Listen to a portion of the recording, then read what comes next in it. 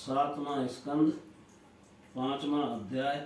हिरण्यकश्यप के द्वारा प्रहलाद जी के वध का प्रयत्न। नारद जी कहते हैं, युधिष्ठिर, दैत्यों ने भगवान श्री शुक्राचार्य जी को अपना पुरोहित बनाया था। उनके दो पुत्र थे, संड और अमर्क।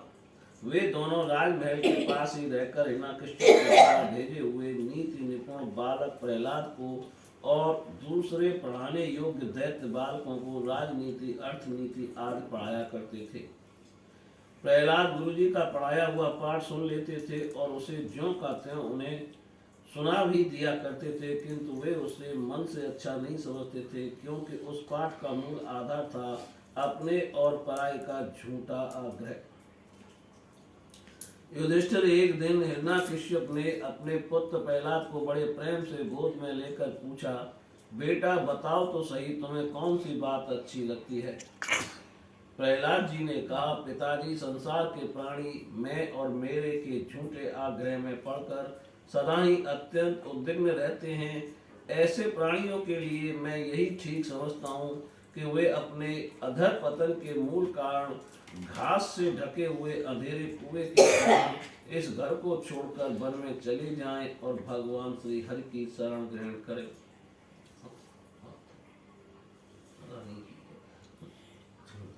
नारद जी कहते हैं, प्रहलाद जी के मुंह से शत्रु पक्ष की प्रशंसा से भरी बात सुनकर हिरण्यकश्यप ठठाक कर हंस पड़ा। उसने कहा, दूसरों के बहकाने से बच्चों की बुद्धि यूं ही बिगड़ जाया करती है। जान पड़ता है गुरुजी के घर पर विष्णु के पक्षपाती कुछ ब्राह्मण भेष बदल कर रहते हैं। बालक की भली भांति देख रेख की जाए, जिससे अब इसकी बुद्धि बहकने न पाए। जब दैत्यों ने प्रहलाद को गुरुजी के घर पहुंचा दिया, तब पुरोहितों ने उनको बहुत पुचकार कर और फुसलाकर बड़ी मधुर वाणी से पूछा, बेटा प्रहलाद, तुम्हारा कल्याण हो, ठीक ठीक बतलाना, देखो झूठ ना बोलना। यह तुम्हारी बुद्धि उल्टी कैसे हो गई और किसी बालक की बुद्धि तो ऐसी नहीं हुई। कुल नंदन प्रहलाद, बताओ तो बेटा, हम तुम्हारे गुरुजन यह जानना चाहते हैं कि तुम्हारी बुद्धि स्वयं ऐसी हो गई है या किसी ने सचमुच तुमको बहका दिया है। प्रहलाद जी ने कहा, जिन मनुष्यों की बुद्धि मोह से ग्रस्त हो रही है, उन्हीं को भगवान की माया से यह झूठा दुराग्रह होता देखा गया है कि यह अपना है और यह पराया। उन मायापति भगवान को मैं नमस्कार करता हूँ। वे भगवान ही जब कृपा करते हैं तब मनुष्यों की पाशविक बुद्धि नष्ट होती है। इस पशु बुद्धि के कारण ही तो यह मैं हूँ और यह मुझसे भिन्न है। इस प्रकार झूठा भेदभाव पैदा होता है। वही परमात्मा यह आत्मा है। अज्ञानी लोग अपने और पराय का भेद करके उसी का वर्णन किया करते हैं। उनका ना जानना भी ठीक ही है, क्योंकि उसके सत्य को जानना बहुत कठिन है और ब्रह्मा आदि बड़े बड़े वेदज्ञ भी उसके विषय में मोहित हो जाते हैं। वही परमात्मा आप लोगों के शब्दों में मेरी बुद्धि बिगाड़ रहा है। गुरुजी, जैसे चुंबक के पास लोहा स्वयं खिंच आता है, वैसे ही चक्रपाणी भगवान की स्वच्छंद इच्छा शक्ति से मेरा चित्त भी संसार से अलग होकर उनकी ओर परवश खिंच जाता है। नारद जी कहते हैं, परम ज्ञानी प्रहलाद अपने गुरुजी से इतना कहकर चुप हो गए।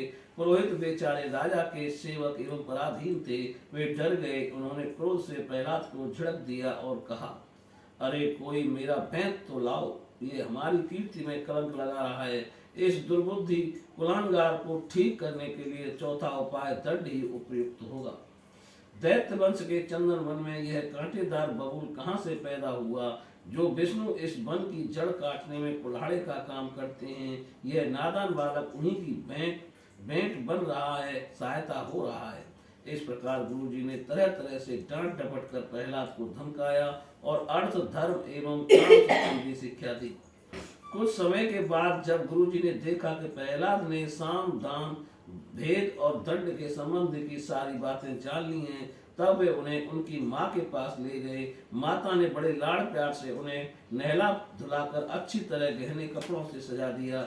इसके बाद वे उन्हें हिरण्यकश्यप के पास ले गए। प्रहलाद अपने पिता के चरणों में लौट गए। हिरण्यकश्यप ने उन्हें आशीर्वाद दिया और दोनों हाथों से उठाकर बहुत देर तक गले से लगाए रखा। उस समय दैत्यराज का हृदय आनंद से भर रहा था।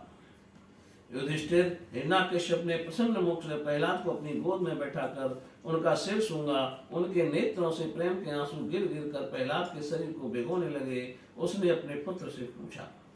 हिरण्यकश्यप ने कहा, चिरंजीव बेटा प्रहलाद, इतने दिनों में तुमने गुरुजी से शिक्षा प्राप्त की है, उसमें कोई अच्छी सी बात हमें सुनाओ।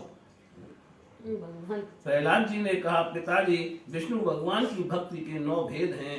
भगवान के गुण, लीला, नाम आदि का श्रवण, उन्हीं का कीर्तन, उनके रूप नाम आदि का स्मरण, उनके चरणों की सेवा, पूजा अर्चना, वंदन, दास्य, सख्य और आत्मनिवेदन।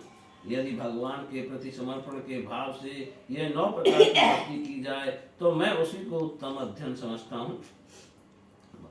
प्रहलाद यह बात सुनते ही क्रोध के मारे हिरण्यकश्यप के होंठ फड़कने लगे। उसने गुरु पुत्र से कहा, अरे नीच ब्राह्मण, ये तेरी कैसी करतूत है? दुर्बुद्धि, तूने मेरी कुछ भी परवाह न करके इस बच्चे को कैसी निस्सार शिक्षा दे दी। अवश्य तू हमारे शत्रुओं के आश्रित हैं। संसार में ऐसे दुष्टों की कमी नहीं है जो मित्रता बाना धारण कर छिपे छिपे शत्रु का काम करते हैं, परंतु उनकी कलाई ठीक वैसे ही खुल जाती है जैसे छिपकर पाप करने वालों का पाप समय पर रोग के रूप में प्रकट होकर उनकी पोल खोल देता है। गुरुपुत्र ने कहा, इंद्र शत्रु, आपका पुत्र जो कुछ कह रहा है वह मेरे या किसी के बहकाने से नहीं कह रहा है। राजन, यह तो इसकी जन्मजात स्वाभाविक बुद्धि है। आप क्रोध शांत कीजिए, व्यर्थ में हमें दोष न लगाइए।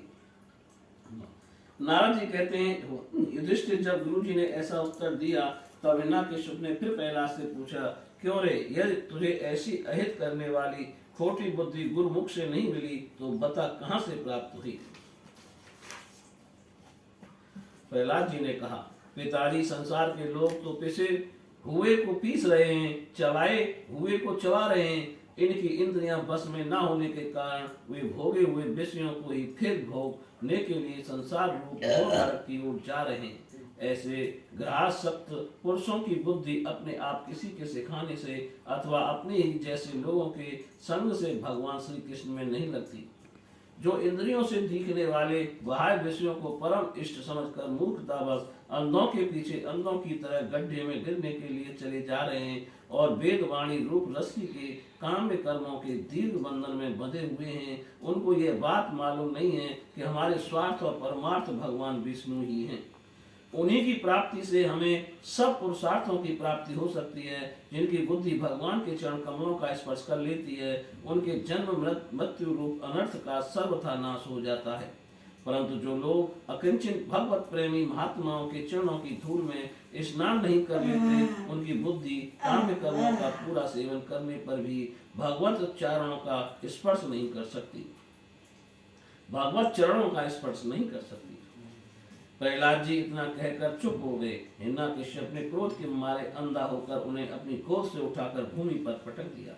प्रहलाद की बात को वह सह न सका। रोष के मारे उसके नेत्र लाल हो गए। वह कहने लगा, दैत्यों से यहाँ से भाग ले जाओ और तुरंत मार डालो। यह मार ही डालने योग्य है।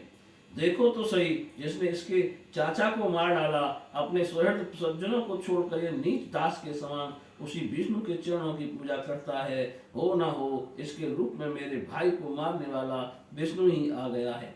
अब यह विश्वास के योग्य नहीं है। 5 वर्ष की अवस्था में ही जिसने अपने माता पिता के दुष्ट वात्सल स्नेह को भुला दिया, वह कृतज्ञ भला विष्णु का ही क्या हित करेगा। कोई दूसरा भी यदि औषध के समान भलाई करे तो वह एक प्रकार से पुत्र ही है। यदि यह अपना पुत्र भी अहित करने लगे तो रोग के समान वह शत्रु है। अपने शरीर के ही किसी अंग के से सारे शरीर को हानि होती हो तो उसको काट डालना चाहिए, क्योंकि उसे काट देने से शेष शरीर सुख से जी सकता है। यह स्वजन का बहाना पहनकर मेरा कोई शत्रु ही आया है। जैसे योगी की भोग लोलुप इंद्रियां उसका अनिष्ट करती हैं, वैसे ही ये मेरा अहित करने वाला है। इसलिए खाने सोने बैठने आदि के समय किसी भी उपाय से इसे मार डालो। जब हिरण्यकश्यप ने दैत्यों को इस प्रकार आज्ञा दी, तब वह तीखी दाढ़, विकराल बदन, लाल लाल दाढ़ी, मूछ एवं केसों वाले दैत्य हाथों में त्रिशूल लेकर मारो काटो इस प्रकार बड़े जोर से चिल्लाने लगे। प्रहलाद चुपचाप बैठे हुए थे और दैत्य उनके सभी मर्म स्थानों में शूल से घाव कर रहे थे। उस समय प्रहलाद जी का चित्त उन परमात्मा में लगा हुआ था जो मनवाणी के अगोचर सर्वात्मा, समस्त शक्तियों के आधार एवं परब्रह्म है। इसलिए उनके सारे प्रहार ठीक वैसे ही निष्फल हो गए जैसे भाग्यहीनों के बड़े बड़े उद्योग धंधे व्यर्थ होते हैं। युधिष्ठिर जब शूलों की मार से प्रहलाद के शरीर पर कोई असर नहीं हुआ, तब हिरण्यकश्यप को बड़ी शंका हुई। अब वह प्रहलाद को मार डालने के लिए बड़े हट से भांत भांत के उपाय करने लगा। उसने उन्हें बड़े बड़े मत वाले हाथियों से कुचलवाया, विषधर सांपों से डसवाया, पुरोहितों से कृत्या राक्षसी उत्पन्न कराई, पहाड़ की चोटी से नीचे डलवा दिया। सम्रासुर से अनेकों प्रकार की माया का प्रयोग करवाया, अंधेरी कोठरियों में बंद करा दिया, विष पिलाया और खाना बंद कर दिया।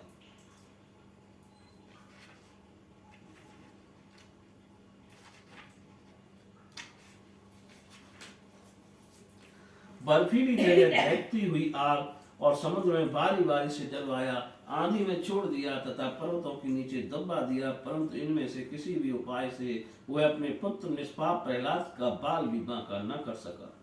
अपनी व्यवस्था देखकर हिरण्यकश्यप को बड़ी चिंता हुई। उसे प्रहलाद को मारने के लिए कोई उपाय नहीं सूझ पड़ा। वह सोचने लगा, इसे मैंने बहुत कुछ बुरा भला कहा, मार डालने के बहुत से उपाय किए, परंतु ये मेरे द्रोह और दुर्व्यवहारों से बिना किसी की सहायता से अपने प्रभाव से ही बचता गया। यह बालक होने पर भी समझदार है और मेरे पास ही निशंक भाव से रहता है। हो ना हो इसमें कुछ सामर्थ्य अवश्य है। जैसे सुनो से अपने पिता की करतूतों से उसका विरोधी हो गया था, वैसे यह भी मेरे किए अपकारों को ना भूलेगा। ना तो यह किसी से डरता है और ना इसकी मृत्यु ही होती है। इसकी शक्ति की था नहीं है, अवश्य ही इसके विरोध से मेरी मृत्यु होगी, संभव है ना भी हो। इस प्रकार सोच विचार करते करते उसका चेहरा कुछ उतर गया। शुक्राचार्य के पुत्र संग और अकर्म ने जब देखा हिरण्यकश्यप तो मुंह लटका कर बैठा हुआ है, तब उन्होंने एकांत में जाकर उससे यह बात कही, स्वामी आपने अकेले ही तीनों लोकों पर विजय प्राप्त कर ली। आपके भौएं टेढ़ी करने पर ही सारे लोकपाल कांप उठते हैं। हमारे देखने में तो आपके लिए चिंता की कोई बात नहीं है। भला बच्चों के खिलवाड़ में भी भलाई बुराई सोचने की कोई बात है। जब तक हमारे पिता शुक्राचार्य जी नहीं आ जाते तब तक ये डर कर कहीं भाग न जाए, इसलिए इसे वरुण के पासों में बांध रखिए। प्राय ऐसा होता है कि अवस्था की वृद्धि के साथ साथ तो गुरुजनों की सेवा से बुद्धि सुधर जाया करती है। हिरण्यकश्यप ने अच्छा ठीक है कहकर गुरुपुत्रों की सलाह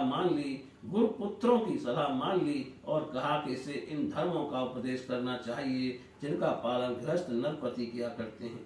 युधिष्ठिर इसके बाद पुरोहित उन्हें लेकर पाठशाला में गए और क्रमशः धर्म, अर्थ और काम इन तीन पुरुषार्थों की शिक्षा देने लगे।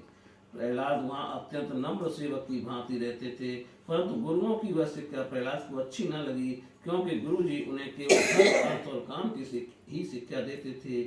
यह शिक्षा केवल उन लोगों के लिए है जो राग, द्वेष, आदि, द्वंद्व और विषय भोगों में रस ले रहे हों।